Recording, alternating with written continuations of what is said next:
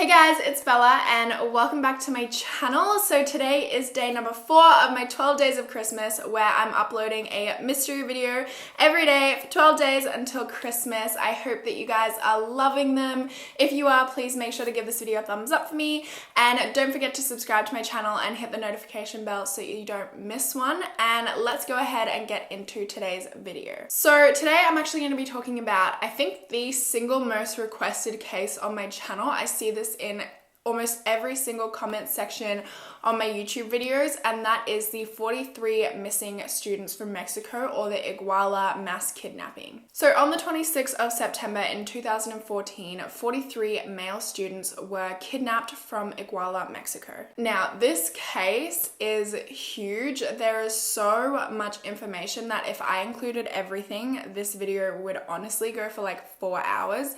So I'm not going to be able to include everything, but if there is anything that you guys want to share or feel is important to the case that I didn't put in, please feel free to leave it in the comments down below, because I'm sure everybody watching this video would love to hear it and get some more information. Now, this case is kind of mind-boggling, to be honest, because 43 people, like 43 human beings, were taken and have never been seen again. Like, this case affects so many people, all of the families of these 43 people, the people at their school, like so many people are affected by this, bystanders.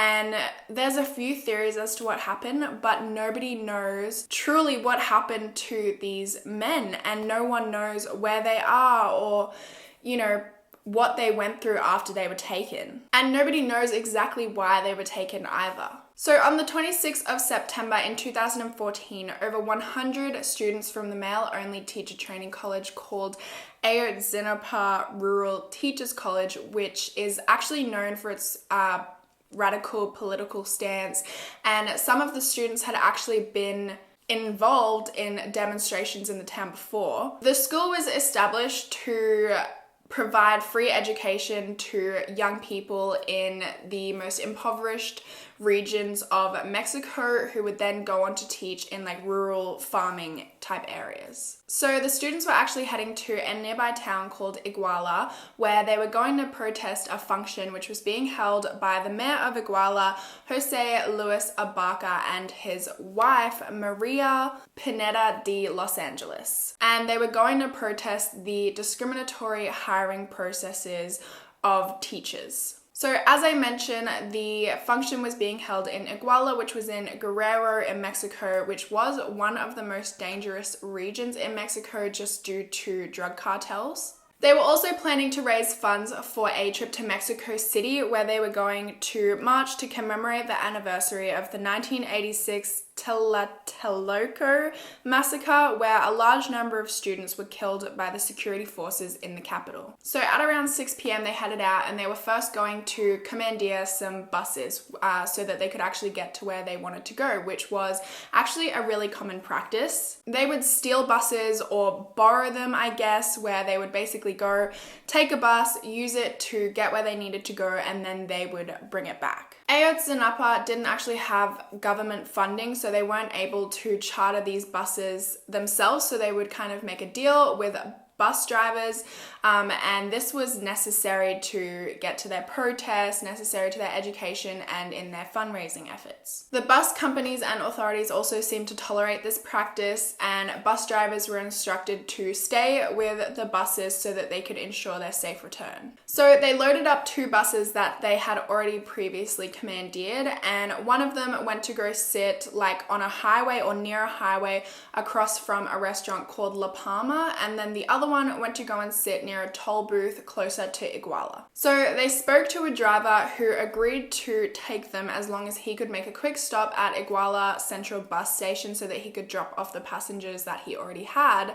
But when he got to the Central Bus Station, he left, was speaking to security guards, and when the students had tried to get out, it turns out that he had actually locked them in the bus. At 9:15 p.m., the students from the other two buses showed up to help them out. They broke windows to get the students out of the bus. They then managed to commandeer another 3 buses, bringing them up to 5 buses.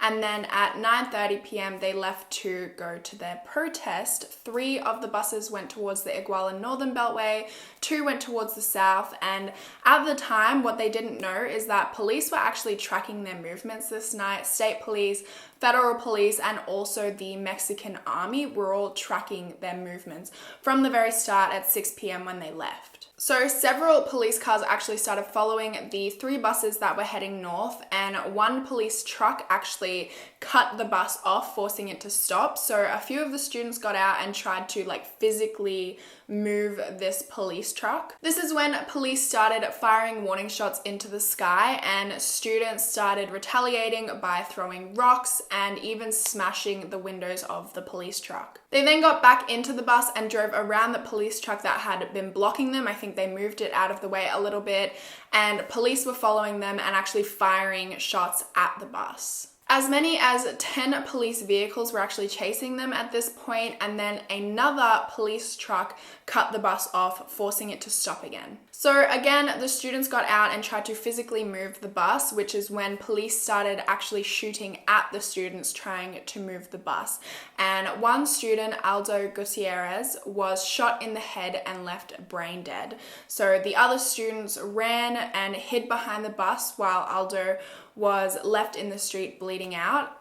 They ran behind the bus to take shelter because police were still shooting at them, and there were 30 bullet holes found in the side of this bus. The students were yelling from behind the bus saying, "Why are you shooting? We are unarmed," but police didn't seem to care. They kept shooting and injured 2 more students. Y empiezan a accionar sus armas. Interceptan al tercer autobús en el cual yo iba. Inmediatamente empiezan a disparar nosotros con lo que encontramos, y aparte les gritábamos que por qué nos disparaban si nosotros no teníamos armas. ¡No tenemos armas, señor! ¿Por qué está apuntando, pues? ¿Por qué apunta? Como la apuntan a estudiantes. Ojalá ya si fuera con los narcos. ¡Ya mataron a un compañero! ¡Ya mataron a uno! Le dieron en la cabeza, cayó. Actualmente está con muerte cerebral. ¡Una ambulancia! ¡Traigan aquí la ambulancia! At 9:48 p.m, a call was made to an emergency dispatch number, and eventually an ambulance came and managed to take the 3 students that had been shot and another student who had suffered from an asthma attack, and rushed them to a nearby hospital. At 10:50 p.m, officers forced students who were hiding inside one of the buses to get out at gunpoint, and they also forced the bus driver. They got them out onto the street, made them lie on the ground with their hands on their heads. They then loaded them into the trays of 6 or 7 police trucks. They put hoods over their heads, and then they drove away, and those students were never seen again, and they were part of the 43 students who have never been seen again. One of the buses heading south was also stopped at 9:40 p.m. when a police truck cut them off. They started throwing tear gas in and shooting bullets into the bus. They then took the students from that bus and loaded them into patrol trucks again, and those students, along with the ones from the northern bus that were taken, have never been seen again, and they make up the 43 missing students. Officers also intercepted the other bus that was heading south, but they had already heard what was happening to the other 4 buses, so they were prepared. There was 14 students on the bus. They were stopped by police who asked them to get off the bus while holding a gun at them and a flashlight. And as they began to get off the bus, they started running into the woods that were nearby and managed to find shelter with a nearby resident. At 11:15 p.m, police also stopped a bus that was carrying a high school soccer team about 11 kilometers out of Iguala, probably thinking that it was another one of the Ayotzinapa buses. Armed men intercepted the bus, causing the driver to lose control, and then they ended up pinned up against falling earth. So the passengers on the bus got to the ground because the police were shooting at them. They were yelling out that they were just a high school soccer team, that they were unarmed, but police didn't seem to care, so they kept shooting and they killed the bus driver. They killed one of the high school soccer players who was only 15 years old.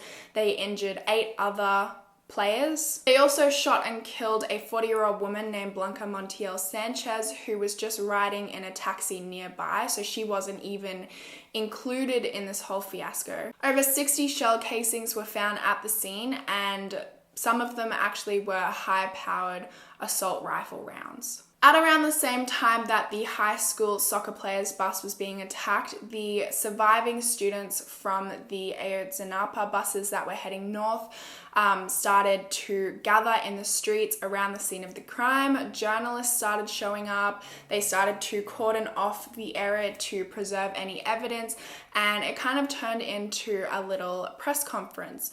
And at around this time, they saw a white utility vehicle and a black car drive past. They were both wearing hoods and bulletproof vests and taking photos of the entire thing. And there are also some sources saying that there was a police vehicle that drove past. 15 minutes later, those two cars returned, the white utility vehicle and the black car, and they opened fire on everybody at this impromptu press conference, and they killed 2 people and injured numerous others. 24 students then ran to a nearby medical clinic to try and get help, but the women inside refused to help, so they then started begging for an ambulance. But instead of an ambulance, the women from the clinic, I guess, were really frightened, and the police from the 27th Battalion showed up instead. They forced the students from the ground. They ordered them to take off their shirts, and then they checked all of their pockets before they left. So in total, from these attacks, I believe 6 people were shot and killed. More than 25 people were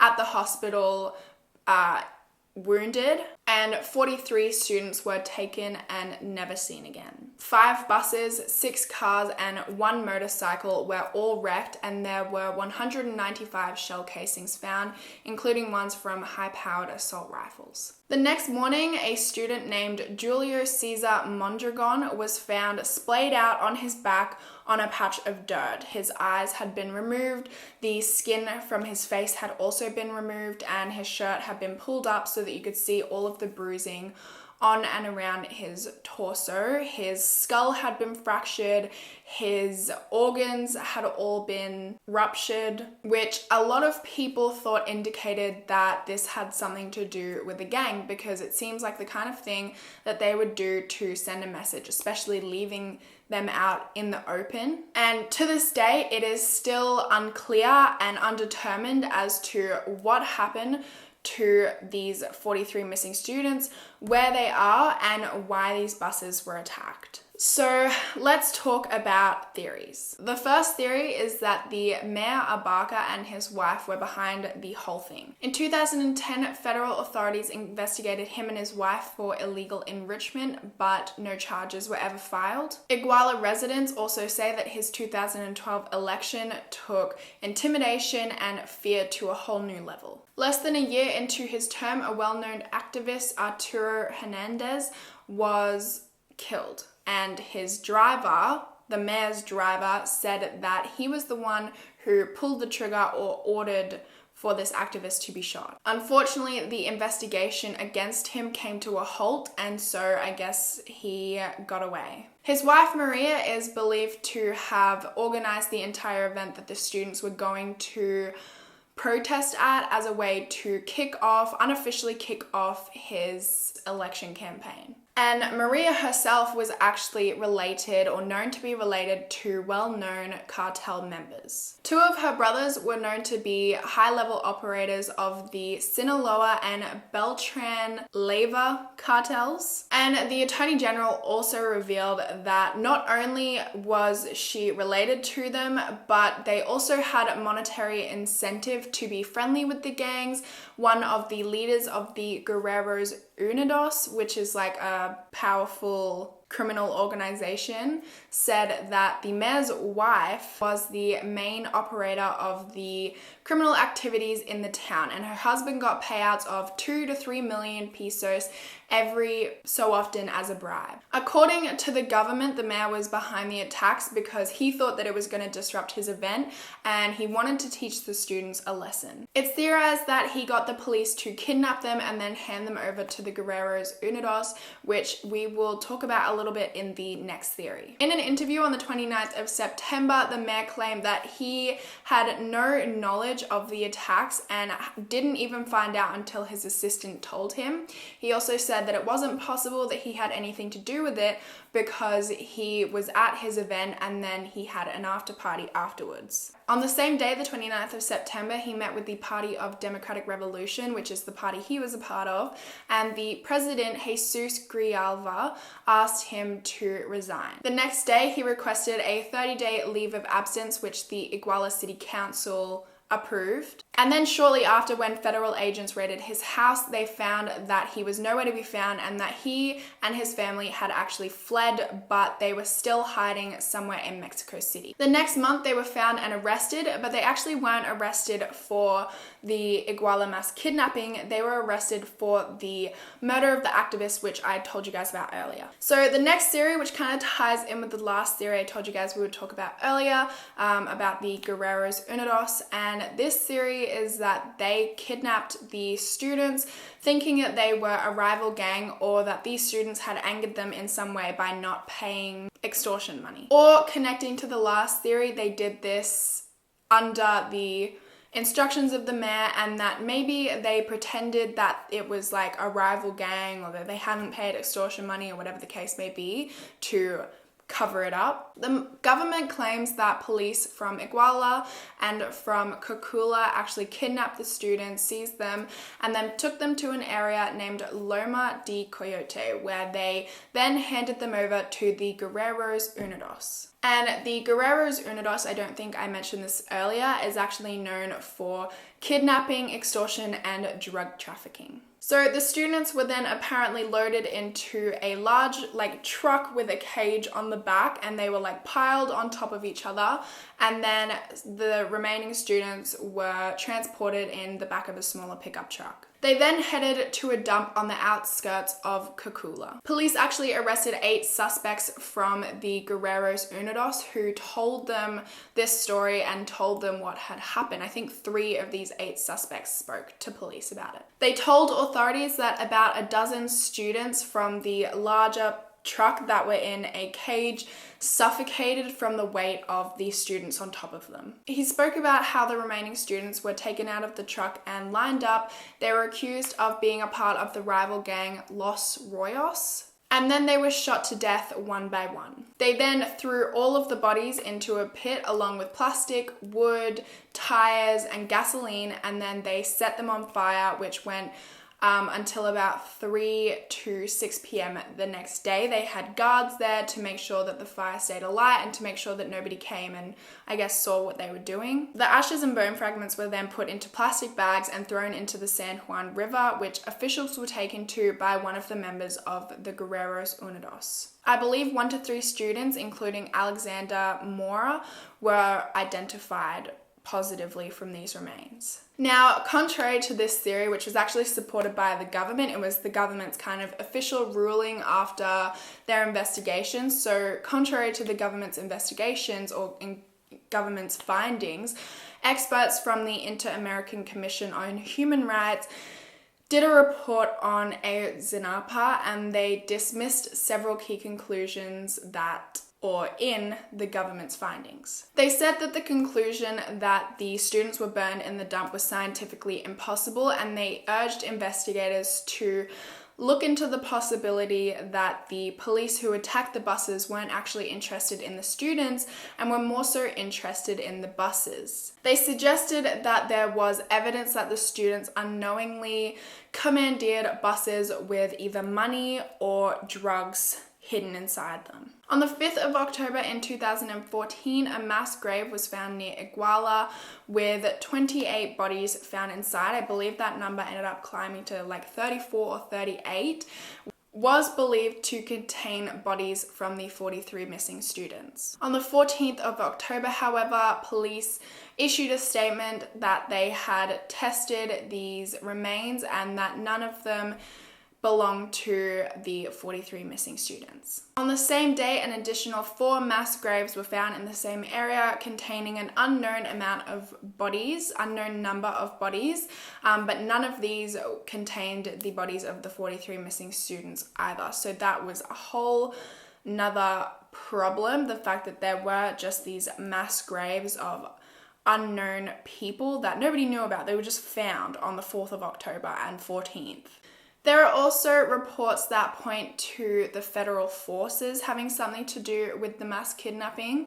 An investigation done by or done with the Investigative Journal program of the University of California, they have said that based on unpublished testimony and reports, videos, and judicial statements, that the federal police actively contributed to the disappearance. Some also accuse the Mexican army of direct involvement in the kidnapping and murder of the students.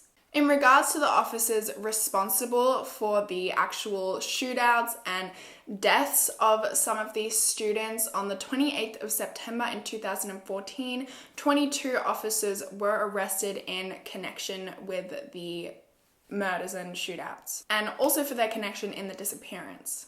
They actually brought in and questioned 280 police officers in their investigation, all of whom were let go except for the 22 that were arrested. The investigations concluded that 16 of these 22 officers had used firearms against the students. These officers were then imprisoned at the state penitentiary in La Cruz, but were then transferred to the Federal Social Readaptation Center, which was a maximum security prison under aggravated murder charges. So that is everything that I have for you guys today. Of course, there is so much information that I couldn't include in this video because it would just go for so long. I tried to include the main findings of the investigation, but not the actual investigation itself, because there was a lot of information in the investigations. I also just tried to include the main theories and all of the information about what actually happened. So if there is anything that you find important that I've missed out, then please comment it down below. I would love to see it. I'm sure all of the people watching this video would love to see it as well. And please let me know your thoughts, what you think happened, any theories you have, maybe some theories that I missed out or didn't have enough information on. And hopefully I will see you guys tomorrow. Bye.